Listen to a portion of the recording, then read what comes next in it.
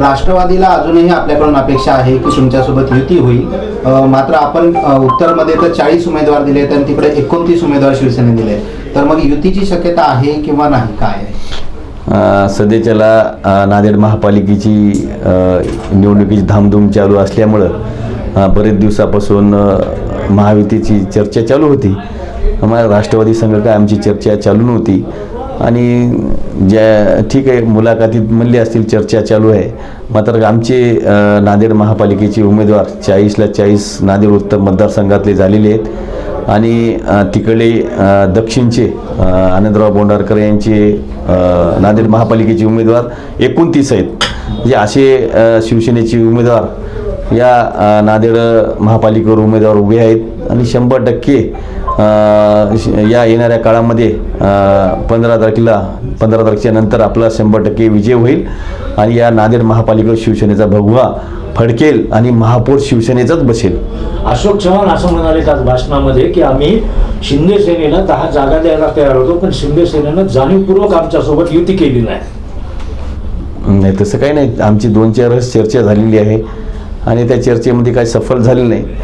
जेव्हा आम्ही प्रस्ताव दिला आमचा 16 जागेचा, त्यानं 6चं काहीतरी आम्ही 6च्या वर देऊ शकत नाही म्हणजे, कारण 6 म्हणजे कसं प्रभाग 1, प्रभाग 2, प्रभाग 3 असे 1-1 जागा आणि बाकी असे काही 3 जागा दुसऱ्या 1-1 असं होणार नाही. कारण हे माझा बालकिल्ला आहे, मी तरोडा भागातला स्थानिक आहे, इथून आमदार झालेले आहे आणि लोकांची साथ भेटलेली आहे. म्हणजे हे जसं काम इथं आहे, सगळीकडे मतदारसंघात काम आहे, तरी बी त्यानं 6 जागाची आम्हाला देण्याची ऑफर दिली. मात्र आम्ही, कारण बरेच माझ्यासोबत काँग्रेसचे नगरसेवक फोडले होते 7, आता 7 नगरसेवक आणि मी 8 म्हणजे 8 नगरसेवक आणि आता कार्यकर्त्याला न्याय द्यायला लागेल.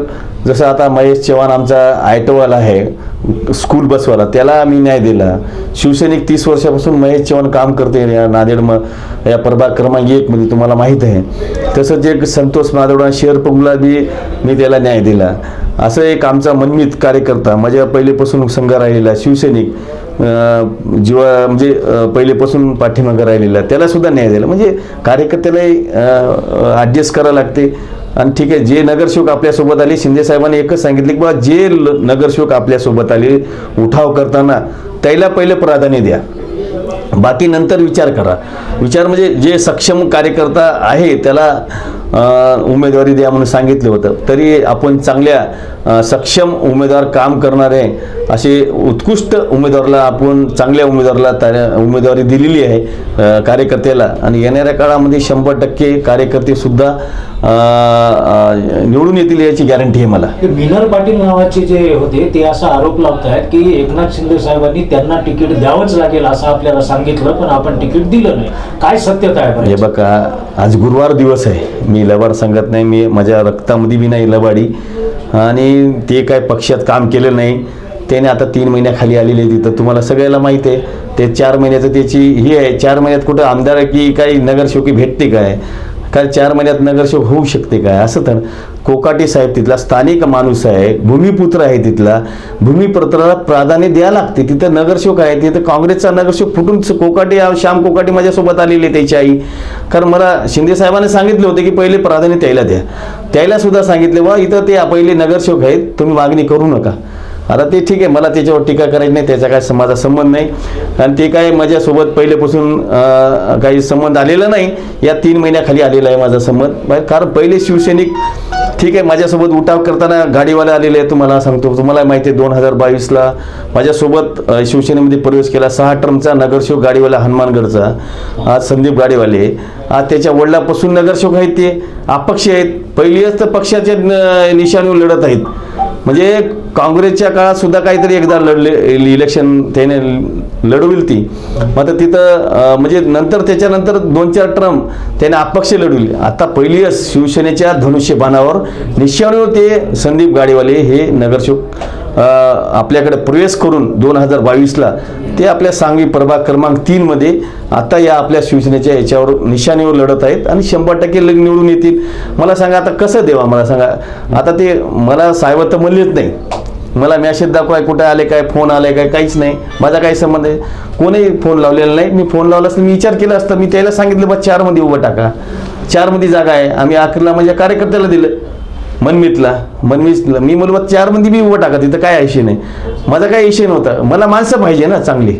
हा ठीक आहे, तुम्ही 3 महिन्यात आल्या, तुम्ही पक्षात काम केलेलं नाही, आम्ही म्हणणार न करू द्या. मात्र ठीक आहे, माणूस आहे, आपल्याला मागणी करत आहे, जिथं उमेदवार नसेल तर ते द्यायला काय हरकत आहे. म्हणे हे प्रयत्न केला, मात्र त्याने काय, आम्ही म्हणलं 3 मध्ये ठाम मांडून बसली. मला देसाल तर 3 मध्ये द्या, नाही तर मी लढणार नाही, असं झालं.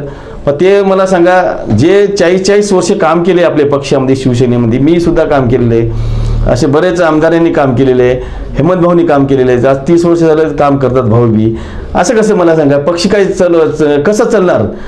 शिंदे साहेबांनी सरळ सांगितलं, जे पक्षात चांगलं काम करेल त्याला न्याय द्या. तुमचं आणि हेमंत पाटलाचं नातं चांगलं आहे का? कारण अशा चर्चा आहेत की तुमचं आणि हेमंत पाटलाचं बिनसलं. नाही, काहीच बिझनेसलं नाही. भाऊ, मी लहानपणापासून भाऊ सोबत राहिलेलं आहे, कारण भाऊचं मला माहित आहे, आणि ते आमचा घरचा मोठा भाऊ आहे, त्याचा काही विषय नाही. जे नाराज झालेले आहेत त्यांची नाराजी कशी दूर करणार? कोणाची नाराज झाली? म्हणजे ज्यांना तिकीट नाही मिळालं ते नाराज आहेत काही? नाही, नाराज कुणीच नाही. तुम्हाला 40 उमेदवार पक्के झालेत, एक तर दिसलं का नाराज? त्याचा काय संबंध आहे? त्याचं पक्षामध्ये खामच नाही ना.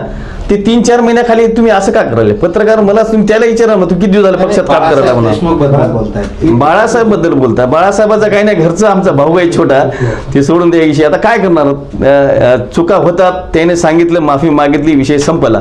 कारण सगळे आमचे दोन्ही तरुणाची माणसं बसून हे असं तिकीट का दिलं नाही ते नाही, बाळासाहेबला तिकीट का नाकारलं? हे बघा, जे आपल्या संग उठाव केले, आपल्यासोबत राहिले, मी त्याला शब्द दिलता समोरच्याला, मी अडकलो तो शब्दामध्ये, त्याच्यामुळे काय करू शकलो नाही, त्याच्यामुळे विषय काही नाही.